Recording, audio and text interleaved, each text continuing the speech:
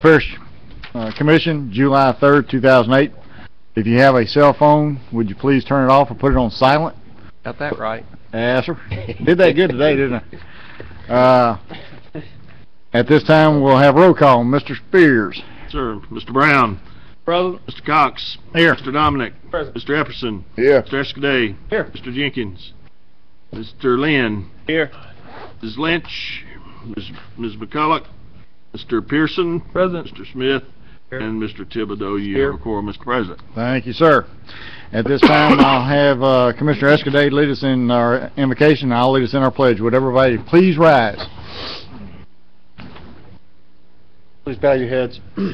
Heavenly Father, we thank you for allowing us to be here today. Hopefully we'll do our work and do it to your pleasing and your liking. We ask for a special blessing upon all the men and women who serve our country, especially prior to the day that we celebrate our independence.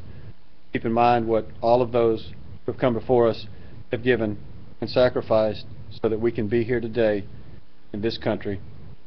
In Jesus' name, amen. Amen. Please face the flag, hand over your heart, and repeat after me. Pledge allegiance to the flag of the United States of America and to the republic for which it stands, one nation, under God, indivisible, with liberty and justice for all.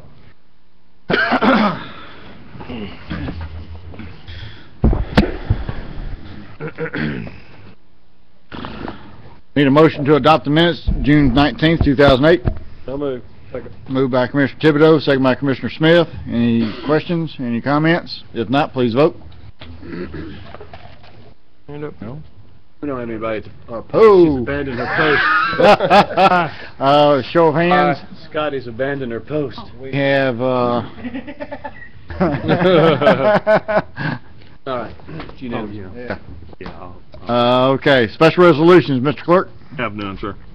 Communiques and reports. Yes, sir, Commissioner President Cox. I have a few items today. I'd like to have Ms. Monica come forward at this time. She'd like to say personally thank you all for what you did today.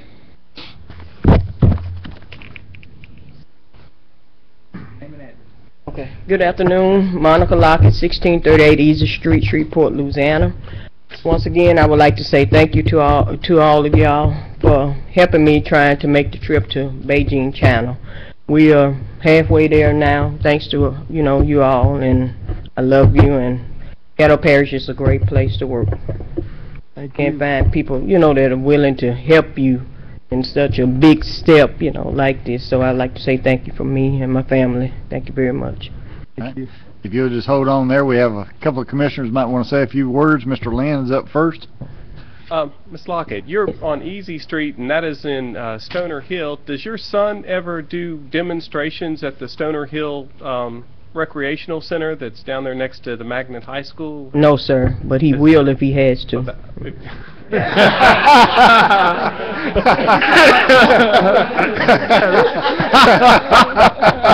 I'll even come out and demonstrate. I know that Bessie Smith and that Miss Jordan and all of those ladies that they run a tight ship down there, and your son is a perfect role model for everybody in your neighborhood, and everybody keeps up their yards, and everybody's real friendly, and it's a wonderful community. I mean, it's what, 8 blocks square pretty much is what you're operating with, so y'all are able to have a handle on it, and for everybody there to see the role model that your son has provided for our, not just our community, but our state and the United States as a whole, is amazing. And the type of leadership that he would have to offer to all of the other children in that neighborhood is much greater leadership that I could offer them, because he grew up there. Yes, and sir. so anything that you could get him to do to help lead everybody in his area to try and take on tasks that he has obviously taken on and achieved would be greatly appreciated. Yes, sir. Thank you. Thank you. Well, on behalf of the commission, the little gift that we gave you today is nothing compared to the support that we're going to give you and your son as y'all go forward. We already did that. Yeah. Oh, I'll ask that question now. Okay. If possible, if your son could come back before he leaves and see the commission, we'll have something special for him at that time. Yes, sir. We'll work that out with Mr. Lucky, Mr. Wilson. Mr. Wilson, a question has came up. We have given her time off to do this, right? Yes, sir. We will, Okay. we will take care of that, sir. I just, a question was asked, so I thought I'd ask it. Yes, sir. We will. Yeah.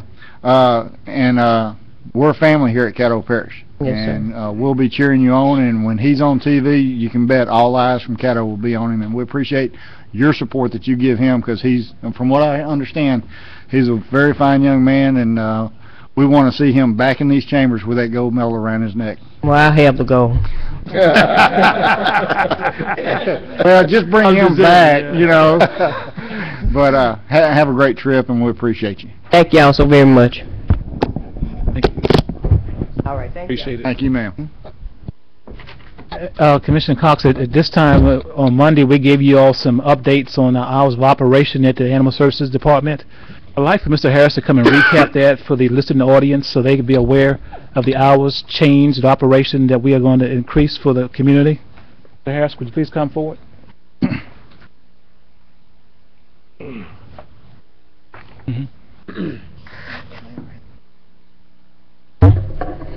Good afternoon, Commissioners. New hours of operations started 1 July. We're going to go from Tuesdays and Thursdays. We're going to be open from 10 a.m. to 7 p.m. Starting 1 August, we'll be open on Saturdays from 10 a.m. to 3 p.m. That'll make us more accessible to the public, because we had to adjust our hours because most people work during that time frame and are not able to access the shelter. So by increasing those hours, it should make us more accessible to the public to continue what we're trying to do as far as pursuing excellence. Thank you. Yes, sir. Appreciate it. And if you don't mind, I need to see you after the meeting is over. I got a little problem. Okay. Okay, Commissioners, I know you all have seen this excellent annual report. Excellent. We like to brag about this. Of average. Sir. Especially the front page. Yes. Once you turn I it agree. inside. Miss Anita Mills worked very hard on this, and we'd just like to give her some accolades for doing such a fine job year after year. It's very challenging coming up with the layout, but she has been able to do that, and our hats off to her for doing an excellent job. And we mail this out to the chamber listing, and this is our way to informing the community in a less condensed manner what we are about and what goes on within the government here within Caddo Parish. I'd like to also share with you, we've got several phone calls from commissioners this past week on the various boards that we had. The fire boards, a lot of folks were resigning from the boards, and there's some concern about that. So we did contact the ethics board, and there will be a presentation on the 16th and the 17th of July. For all the boards that you appoint, we send them letters inviting them to come to get an understanding and clarification on what's going to be expected of them by way of financial disclosure. And the meeting on the 17th will be set aside for any elected official to come and ask questions, and there will be an attorney from the ethics board that will be giving that presentation. And the location right now is going to be the Independence Stadium Skybox. So we're setting this up in conjunction with the city of Shreveport. So hopefully that would answer a lot of questions that's lingering out there.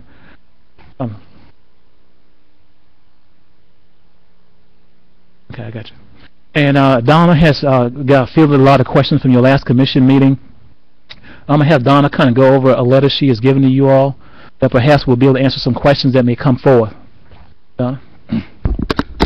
Good afternoon, Commissioners. Basically, I just kind of tried to outline the answers to the questions that I took notes on from Monday's meeting. As Mr. Wilson just mentioned, there will be ethics training for local board members, elected officials, and anyone who desires to come. It's actually going to be on the 16th, though, that is what I've been told, unless the attorney who comes to do the presentation sees a need to extend it or carry it over for another day. So if there's no conflict there should not be a conflict with your meeting, but I think you all may be on a travel day at that particular time. So there will be other opportunities, but this was the first thing to come down the pipes, and it just seems a shame not to take advantage of it if we were going to have someone from the Ethics Board to actually be in the area. I wanted to talk to you a little bit about disclosure for local board members. One of the points of confusion has been, what do the local commission board members actually have to disclose? Basically, the local commission board members, and we're talking about the boards that you appoint, not the elected officials, if their entity has a budget of $10,000 or more, they have to disclose their sources of income, but not the amounts of income. And I've just been able to have Senator Lydia Jackson verify that for me, that is in fact the case.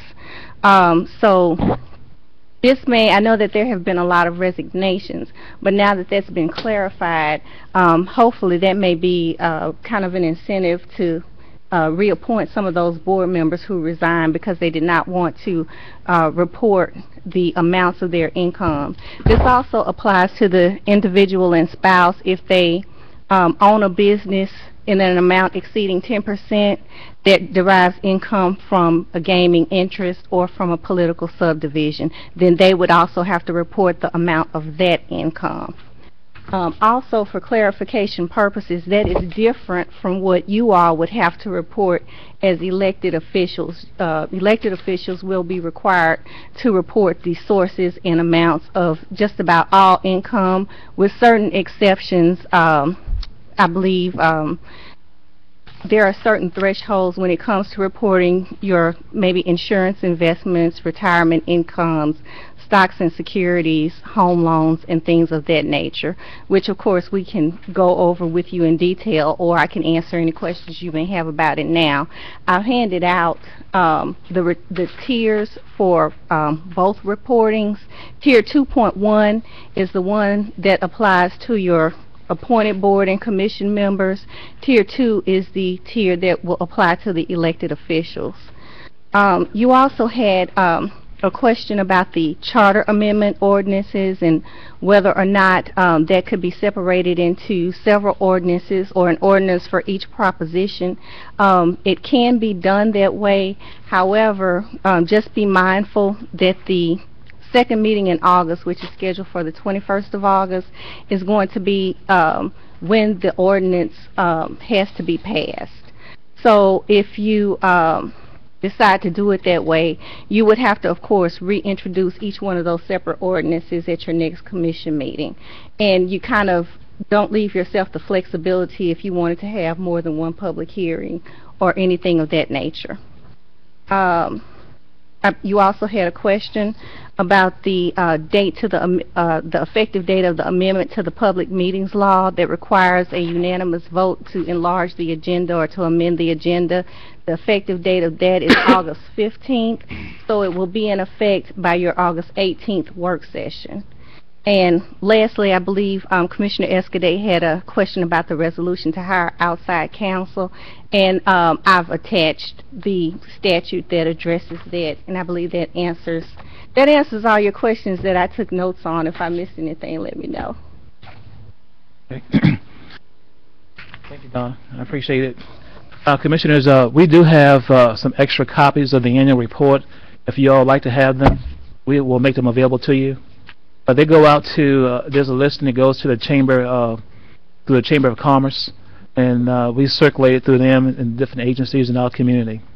So I think that concludes my report, unless there's some other questions you may have for us. I have Ms. Lynch and Mr. Epperson. Ms. Lynch. I too want to commend Anita on the booklet. It's very nice. Our former commission president, Commissioner Pearson, I read your entire 2 pages, and I was wondering if you wrote that yourself, but it was excellent. Wasn't it though? It is. I mean, I couldn't have done a better job myself, so thank you. I think it perfectly capsulized, where we are in the progress that we've made as a body. I want to let the Juvenile Justice Committee know that we will be having a meeting on July the 21st. at 11:30 at the juvenile detention complex. That is going to be in conjunction with our next collaborative meeting for the JDAI initiative. I think I got half of the books out, and I'll go get the rest of them out. That's the starter kit for that initiative, to make sure everyone has that for that meeting. Also, Miss Frazier, on the 16th, I don't think I get back till like 8 o'clock at night or something. Can we see if they can videotape that? I will inquire. Yes, if he ma'am. can't stay over another day. Yes, ma'am. Okay, thank you.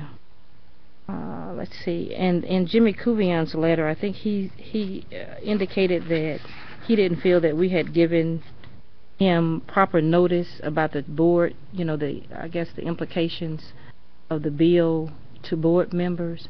Do you know when we actually notified them?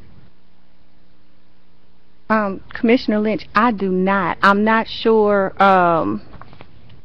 I know that we did send out an email. I believe it was last A week. week prior. A week prior. Prior. A week prior to the deadline, ma'am. Okay. But Yes. the board should have also been notified by their individual attorneys as well. Yes, Mr. Lynch, we did do a survey. We contacted all the fire boards, and they were all aware. And one board even told us that their lawyer had went over it with them already, and that they didn't have any concerns about it. Do you remember which district that was, Randy? Yeah. So we did contact all this kind of survey to see what was going on, So and I also, pardon me. So this fire district 6 has their own attorney. Hold on for a second, ma'am. Which one was that? I know this is your constituent. This is your Jim. James, the same as Jimmy. Oh, ma'am, it was Fire District 4. But we did contact all of them, and Fire District 4, I don't think they lost 4 members, but 6 lost 4 members. But Fire District 4 said they had an attorney that went over it with them already. And Okay, so Fire we know District Fire District 4 has their own attorney. What about 6? 6, ma'am, they didn't indicate that at all. Jerry Jones is? Oh, Okay, that's okay. what I want to make sure. Okay, thank you. Okay. I have Mr. Epperson. As far as notification, I mean, had I been a state legislator and been down there when these laws was enacted, I certainly, unless there was some constitutional provision that says it has to be enacted at a certain date, I would have given at least a 45 or a 60-day leeway in the bill had I been down. That just seemed like common sense to me. The session ended on, what, the 23rd of June? Right. And then you're making everything effect the 1st of July, but that's the way I would think. I don't know about them. I'm in agreement with Ms. Lynch relative to the taping, if we can do a DVD, Yes, sir. and also if we could put that DVD maybe On our on our webpage. website. Yes, sir, we will. We could make that available to some of the board members that may not be able to attend, or Okay. or you know, some of the commissioners or someone later on. As far as the unanimous vote to expand the agenda, would that require, Mr. President, that we'd probably have to change our bylaws too, wouldn't we? Yes, sir. Because I think we would got- have to change our okay. bylaws, yes, sir. Right, have to change our bylaws to reflect that. Okay, that's all I have. Thank you. All right. Ms. McCullough? I had a request to administration regarding another issue other than, This is the time, well, I believe I want to project this to Randy Lucky or Wilson in regards to citizens residing over on Amberley Lane. We know that it consists of only about 15 or 20 residents regarding the situation at the sheriff's station. Is it possible, since it's only about 15 residents in that area, that we could send them a letter of communication based on the collaboration we had with the sheriff? Yes, ma'am. Okay, thank you. okay. Mr. Pearson? Yes, I'd be interested in knowing what is the average budget of those districts, since it will not affect anybody who administers a budget over $10,000, less than $10,000. It won't affect those who... Right. So the average It's above that. is above that. Yes, sir, way I above would think that. so. Yes, sir. In most cases, it will affect All of most them. boards. Yes, sir. You know. Okay. Thank you. That's it? That's it. Thank you, sir. Mr. Escadade. Following up on that, we have 2 letters in our communication and reports, resignations.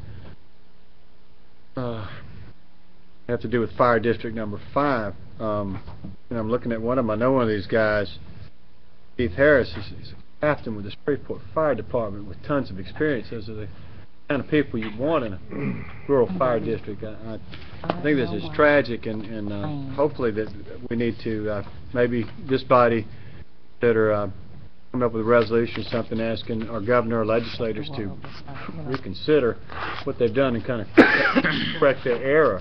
Hopefully, if they can do that, we can get some of these people back. But this is almost tragic. You love to find people who are qualified to serve on these boards. That's hard enough. It's hard enough to find somebody willing, much less qualified. And then you get somebody on a fire board who's actually a fireman.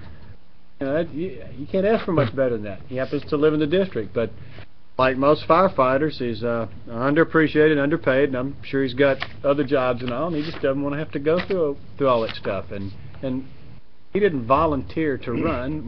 We seek these people out. And another problem we're going to have replacing them is we just don't have a pool of people wanting to sit on these boards. It's going to be real hard. I saw on a news blog today, down outside Lafayette, Louisiana, Karen Crow. They lost of 11-member park board. They've lost 9 members. They can't conduct business. These were all volunteers. Most of them not only volunteered to serve on the board, they actually went out there and maintained the park. They were retired people. They've lost that free labor. They've lost all this stuff. Hopefully we can do something down the road, but this is going to be difficult for us. We're not going to be able to replace these boards just overnight. It's time consuming. You have to go and hunt people down, talk them into it, and then I think when we're recruiting people to serve on the boards in our various districts, would have to be real open with them about what all they're going to have to divulge, and then I don't know how we're going to get anybody to serve on anything anymore. Thank you. Thank you, sir. Mr. Lynn. Mr. Wilson, yes, a couple of weeks ago I had asked you, and I think I asked a meeting ago, in regard to weights and measures and what they were going to do and what type of oversight the parish was going to do as far as being able to get the trucking companies that are damaging the roads in regard to the Haynesville Shell to help pay for and in their entirety the roads that are being torn up. Currently I have 2 groups of people that meet in the restaurant. A lot of them are bicyclists. A lot of them bicycle 171 Keithville, Keachai area, and they don't ride those roads anymore. Number one, because there's traffic on them now that was not on there a year ago, and that's understandable. But then what they've posed the question is that once they finish drilling and they have their permanent structures intact and the trucks aren't on the road every single day, will those roads be available for them to ride on, or will they be so tore up that they can't ride their bicycles on them? And so then I put the ball in your court again, or your court again, to check to see how we can help alleviate the taxpayers' burden on repairing these roads that are being torn up by private industry. The second thing, what type of oversight is going on with the drilling? And so if you're drilling 14,000 feet and you're using lubricants to drill 14,000 feet and you're pulling things from 14,000 feet out onto the surface of the ground, it's my understanding that there was an aspect of deregulation to where the oil industry, gas industry, was not regulated as tightly now as it was a long time ago, because in the 80s there was no drilling anywhere and they were trying to spur growth in that industry, and so there was an aspect of where the government wasn't monitoring them as hard or regulating them as far as what they had to clean up. My understanding that they are still not regulated as stringently as what someone might want. And so if you have stuff that's pulled up from the surface, or cleaning products that are pulled up from the surface, or lubrications that they're using on these drilling bits that are pulled up from the surface and left on the ground, what aspect of excavation is required in cleanup and disposal of what is brought to the surface is not only asked but forced upon these companies, so that when Ken's 12-year-old son is riding his bicycle, no telling, I mean, I rode my bicycle 20 miles away from my home, so they can ride their bicycles a few miles away from the house. They find this site and they go play in it. I mean, to make sure that's clean. That would be the aspect where I think the government should play a part in protection of the taxpayers. I think, in answer to your first question, Commissioner Lynn, I did inquire in that, and Bossier hired 2 people to go out and weigh these trucks. And I was asking what gives them the statutory authority to cite people when they find them in non-compliance. Because DOT is usually typical, have the responsibility for doing that, but mostly on state roads. So I'm still trying to wait and get an answer to that one. And I believe the second question is with respect to, I think DEQ regulates environmental matters with respect to site contamination and cleanup.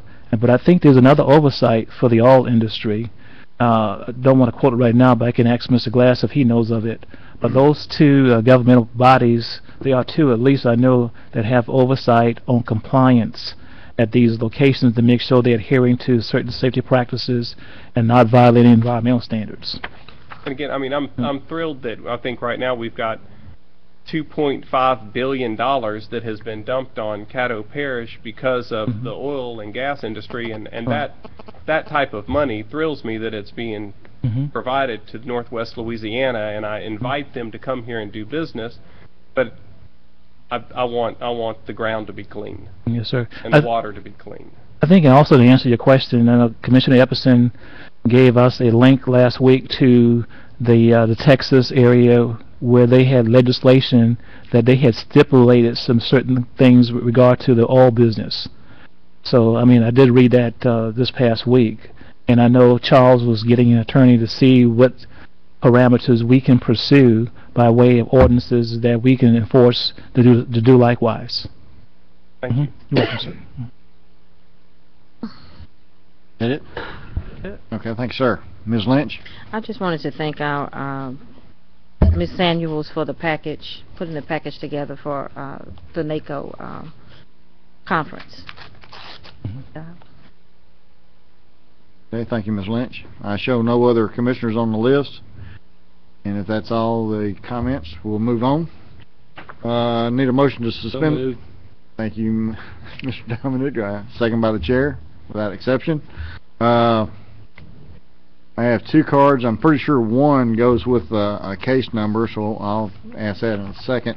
Our first visitor today is Fire Chief James Paulette from the Caddo Fire District number 8. If you would come forward, please, sir, state your name and address, nature of business. Wake up. Good afternoon. My name's James Paulette. I'm Fire Chief of Caddo Parish Fire District 8, 1007 South Spruce and Vivian. And I'm just up here to ask the Commission for their support. We're trying to get on the October 4th ballot to increase our service fee from $50 to $75 and maintain our 4 mil property tax for future growth of Fire District 8. Any questions for the Fire Chief? Yes, sir. Do you want to increase your fee? Yes, sir. And your millage, is that a renewal? Yes, sir. The millage would be a renewal. We want to take the $50 service fee and increase it to $75. So you'll have 2 propositions. Yes, sir. Okay, thank you. Okay. Any other commissioners? Okay. We appreciate you coming out. Thank you. Thank you, sir. Okay. The next card I have is,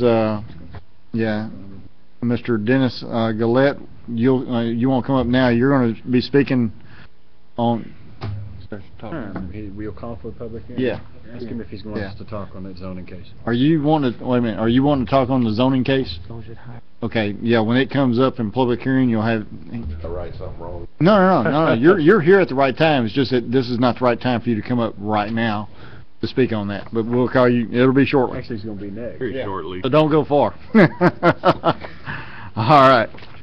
We have to do things by the book. Any more visitors? No, I have no other cards. Mr. Spears, do you have any cards? No, sir. We'll go back into regular session.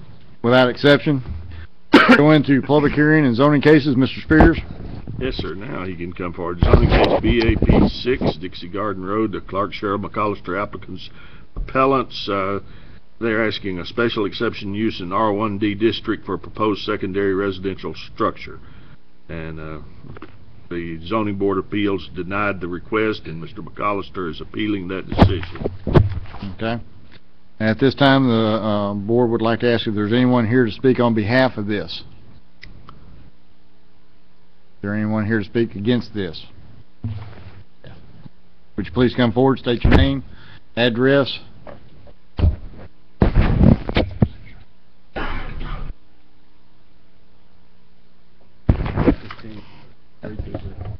Yeah.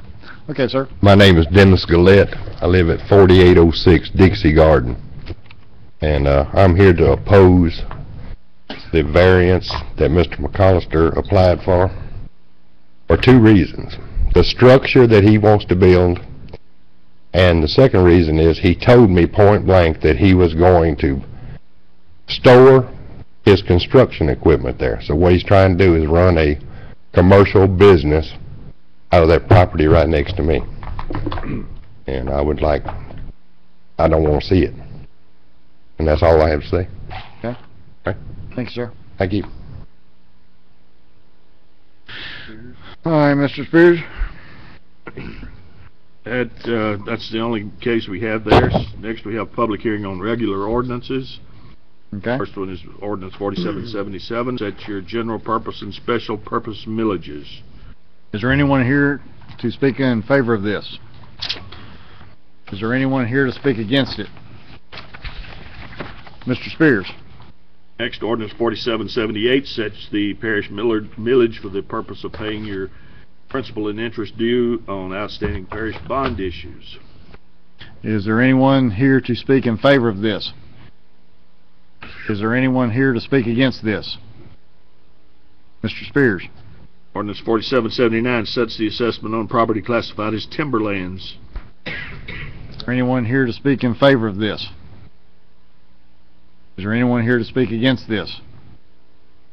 Mr. Spears. Ordinance 4780 adopts the values fixed to be fixed by the Louisiana Tax Commission on all assessments for railways and other public service corporations. Is there anyone here to speak in favor of this? Is there anyone here to speak against this?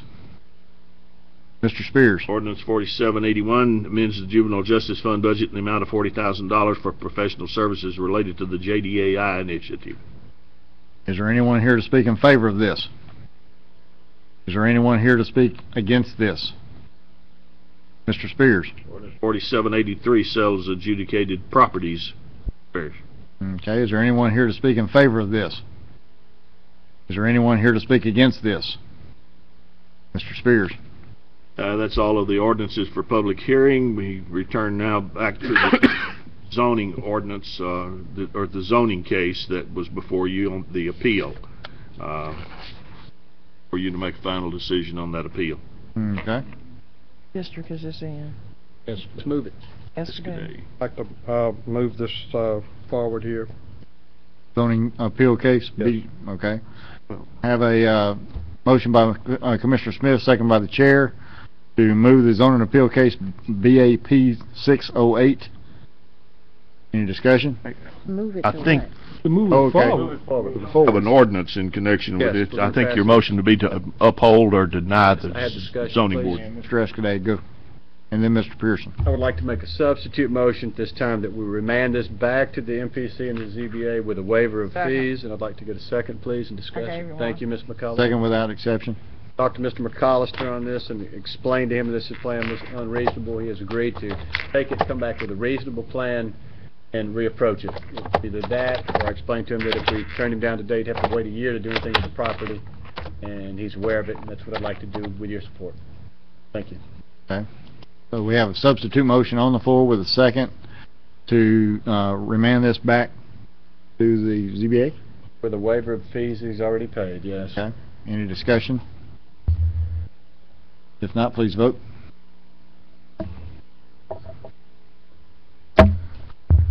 And that passes. It goes back. Mr. Spears. Yes, sir. Next are your ordinances for final passage. Ordinance 4777 to set your general purpose and special purpose millages for the year. So moved. Moved by Commissioner Thibodeau, seconded by Commissioner Pearson, I believe. Any questions, Ms. Lynch? Let me ask, I think when we did this last time, we took certain of these millages out. How are we doing the same thing this time? What's different this time?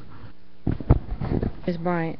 When you say what's different, I know the library and the biomed, it seems like we rolled it forward. Partially, I think the last time. Partially, last time.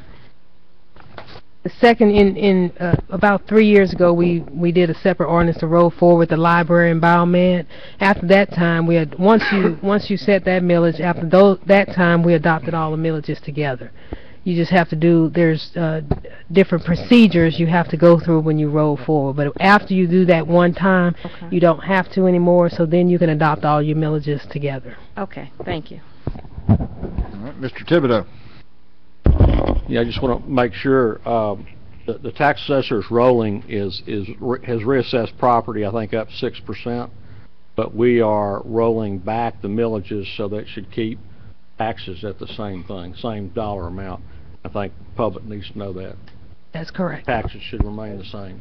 That's correct? That's correct, sir. Might get that to the Times, so they'll put some good stuff in there for us. Right. And not the official journal. All right. Any other? I don't see any other commissioner up on the screen. So we have a motion and a second. Everybody, please vote.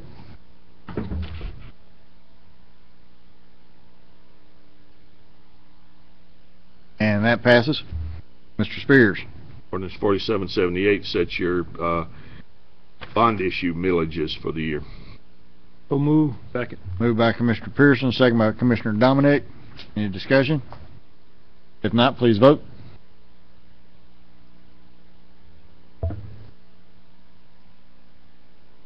Mr. Smith. Thank you, sir. That passes. Mr. Spears. Ordinance 4779 sets your assessment for timberlands. So move. Moved by Commissioner Thibodeau, second by Commissioner Escudade. Any discussion? If not, please vote. And that passes. Mr. Spears. Ordinance 4780 adopts the values fixed by the Tax Commission for assessments on railways and other public service corporations. Move. Second. Moved by Commissioner Escudade, second by Commissioner McCullough. Any discussion? If not, please vote. And that passes. Mr. Spears. Ordinance 4781 provides $40,000 for the services related to So moved. Second. It's been moved by Commissioner Lynn, second by Commissioner McCullough. Any discussion? If not, please vote.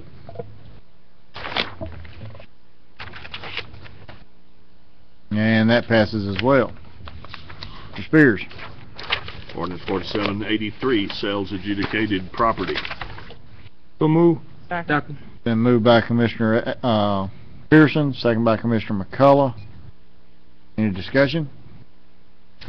If not, please vote.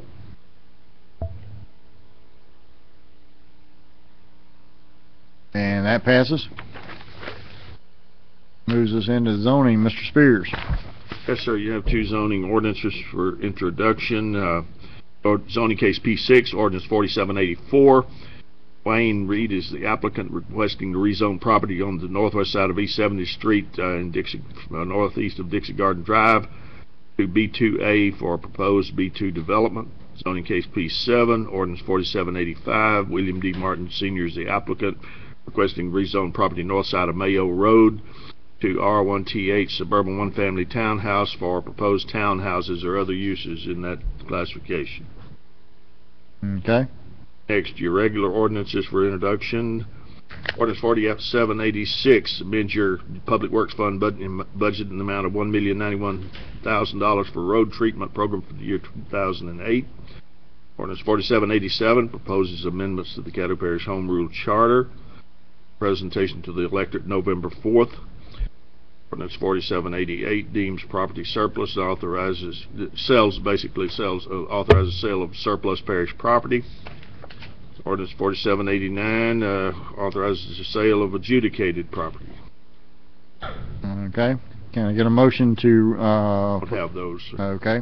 Work session minutes for June 30th, 2008 will be at a later time. Resolutions. Resolution 23 authorizes the administrator to retain special legal counsel. So moved. Second. Second by, it's moved by Commissioner Lynch, second by Commissioner Lynn.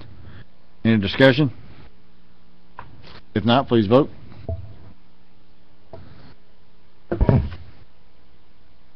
And that passes. Mr. Spears? Resolution 24 authorizes a special election in Fire District Number 8. So moved. Been moved by Commissioner Thibodeau, second by Commissioner Smith. Oh, I'm sorry, Commissioner Dominic. Get up there. Yes. Okay, I'm sorry. Moved. Any questions? If not, please vote. And that passes. Old business? None on the agenda, sir. New business? Discuss your meeting dates relative to your July 4th, 14th and 17th travel to NACO. Okay. Commissioner Epperson? Yes, sir. I'd like to move that we forego the second commission meeting and work session this month, based upon our NACO conference, and now I see that we are going to be doing having an ethics situation, give the staff a chance to start loading up for the budget, plus give the commission office a chance to get a little break and sort of reload also, if I might get a second. Second. Okay. We have a motion on the floor by Commissioner Epperson to forego the work session July 14th. There was a second on the floor, and I believe we have a question by Commissioner Lynch. What would that make our next meeting date if we did that? First meeting in August. What date? The 4th, I believe. The 4th, the date. What date would that make our next meeting? August 4th would be the work session, and the 7th the meeting. So that would, I guess that's 3 weeks. Okay, thank you. Yeah. Okay. Any other questions? Yes, please. Yes, Mr. Escadade. Okay. So that would mean we're done through this month till August, correct? Okay. Mr. Spears or Mr. Wilson, anybody aware of anything, any work that be on the actual scheduled meeting time that would be necessary to have complete prior to this date for purposes of meeting qualification deadlines or anything like that? Will this interfere with any of that type of business? Do we know this? Have we checked this out? None that I'm aware of, sir. Let me just say, we've canceled the second meeting in July, or one meeting in July just about, well, every year since I've been here, I believe, and we anticipate that to take care of our advertising. We plan that ahead of time, so. Okay. Mr. So Wilson, we were going y'all aware to. of anything? No, sir. The only thing we were just talking about, Commissioner Escalade, is the first public hearing on the charter will be the 7th of August on the changes you're trying to propose. That's the only thing that's... Yeah, but that nothing has to be done up until Sir, then. no. That's what I'm just trying to find out. I just No, want to sir, make sure nothing. we didn't miss a deadline. Maybe we had another fire district who was going to need to get something on the ballot, and those are the kind of things I just want to make sure we're avoiding. That's all. No, sir, not that we're aware. Thank you. Okay. So that we have no other commissioners has any questions. We have a motion and a second. Please vote.